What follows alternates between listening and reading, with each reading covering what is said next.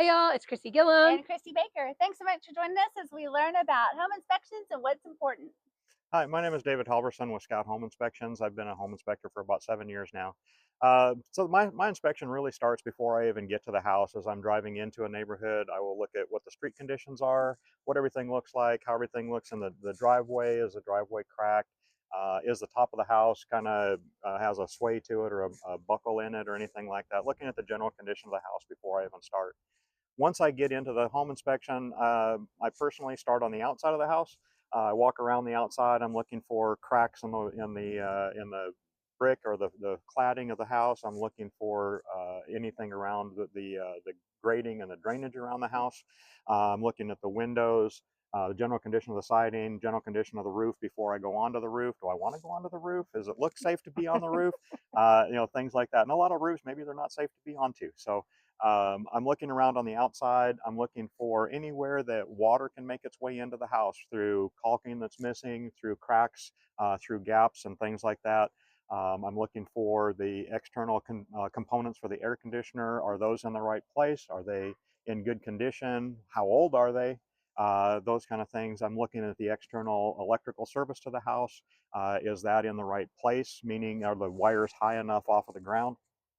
If there's panels on the outside, I'm looking to make sure that those are good.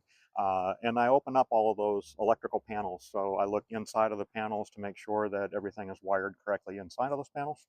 After I'm done on the outside of the house, I move to the inside. Go through all of the rooms, but I'm looking at the kitchen appliances to make sure that those are operating in normal modes. So run the dishwasher, run the oven, run the microwave, etc. I look at the air conditioning system within in the house to make sure that it is cooling properly, and we're looking for specific cooling properties within that. I check the heat to make sure that the heat is working. Oddly enough, in Texas, there's a requirement for heat, but there actually is no requirement for air conditioning. So if there's no air conditioning in a house, it doesn't have to be there, which is I've always found very, Seems very backwards That's to strange. me. crazy. Yeah. Yeah. But I look through the heat. I'll run the heat. I'll run the air conditioning. Make sure that those are working. I go through all of the rooms. Are all of the doors working? Do all of the doors latch? Do all of the windows open? Do the windows latch? And those can be indicators that maybe there's a foundation repair that's been made, or maybe a foundation repair that needs to be made where the house is shifted one way or the other. I look at the doors to see if the doors are aligned properly with the upper portion of the door to make sure that they're not moved sideways or up or down or something like that, to make sure that they're opening and closing properly and functioning properly.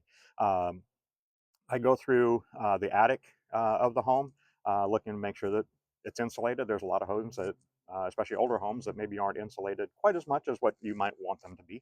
I look for any misalignment in the attic, and things that might be not right in the attic, or things that are broken, or maybe that's why the roof had a little bit of a sway back to it. Is there's a broken member in the attic, in the roof, saying that's why that's moving, or why that looks the way that it does. I go through the internal electrical panels. I look at all the plumbing fixtures, make sure that those are functioning, make sure that there's no leaks.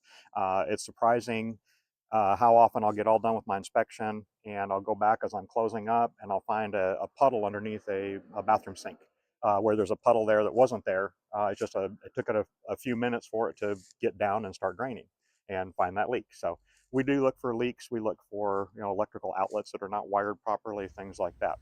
So at the end of the inspection, I have the story of the house. The house has now told me a story over the last 3 hours that I've been there working on the house, and I can look at my report and say this house is in this kind of shape, and then I can present that to your buyers and say, here's the condition of the house. This is what I see on there.